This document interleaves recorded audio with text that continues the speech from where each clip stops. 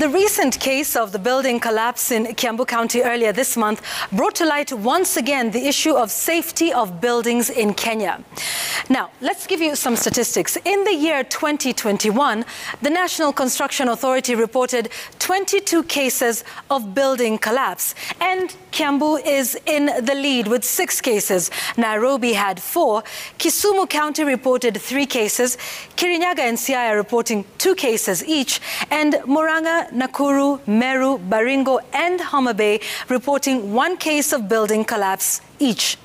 Now, of course, the big question is who is responsible for certification, approvals and inspections to ensure safety of the Kenyans occupying these buildings? So before a construction project begins, statutory approvals are required from various agencies. First of all, the drawings, which should have been done by registered professionals, must get architectural and structural approval from both the national and county governments.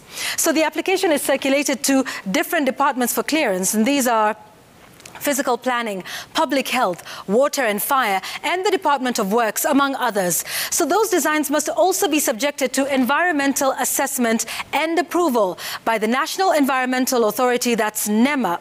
Now, depending on the location, one may also need to get approvals from the Kenya Civil Aviation Authority to ensure you are not in a flight path, for instance. You may also need to get approval from the Communications Authority of Kenya, Water Resources Authority. Remember the cases of buildings that were put up on riparian land? Also, the Energy and Petroleum Regulatory Authority. So once one has received all of these approvals, they now go to the National Construction Authority that then issues a compliance certificate.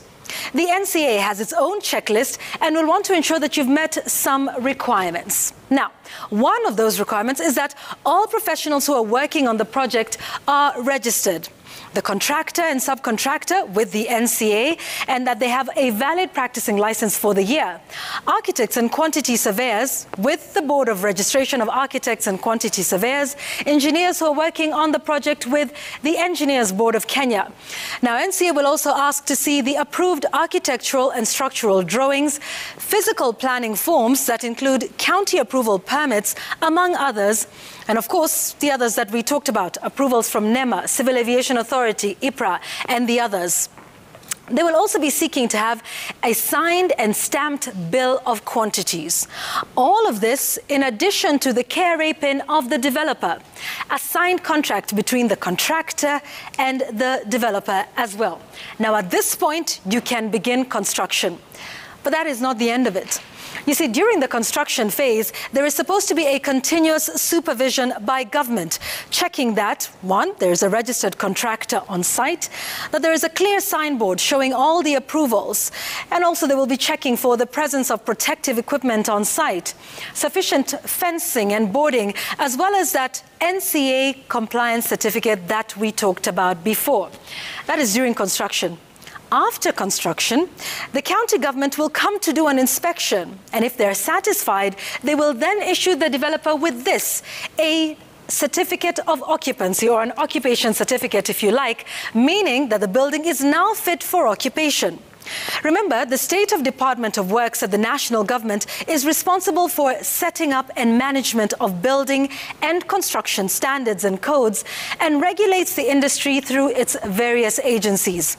Now, the county government is responsible for site inspection during and after construction, ensuring things like fire safety and health is maintained at the site, and then, as we said, is the one that issues the occupancy permits. And that is done at ward level at the county. And yet, even with all of these checks and balances in place, we have witnessed many challenges in the sector. And some of these are non-compliance to building standards and regulations, poor workmanship, use of substandard material, inadequate structural designs, and overloading structures. So, for instance, the high numbers of building collapse we are seeing in Kiambu County are attributed to poor geotechnical surveys. That is simply getting an understanding of the soil to understand just how much load it can withstand. Now, another major issue is the gaps in the construction approval process between the NCA, NEMA, and the county government.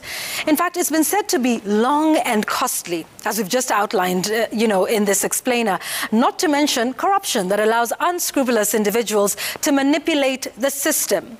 So one of the biggest questions is just how much capacity the county governments have for inspection and enforcement of the code. So, are there solutions? Those at the NCA feel that there are some solutions to these challenges. Establishing a one-stop shop for all the approvals is one of them. Increasing the capacity of county government officials. Reviewing the penalties for non-compliance to make them more punitive.